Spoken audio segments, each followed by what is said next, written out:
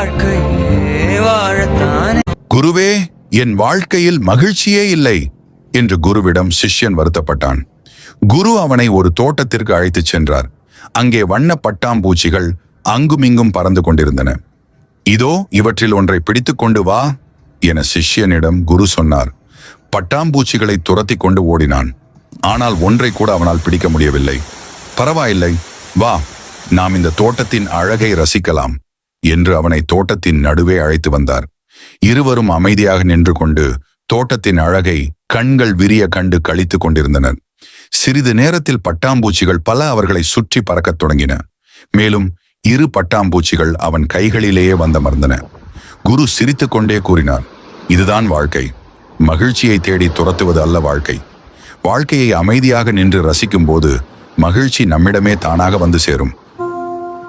வாழ்க்கை ஒரு படகு சவாரி, அலைகளோடு பயணமே. திசை தெரியா நெஞ்சமெல்லாம் நம்பிக்கையால் நெருங்குமே.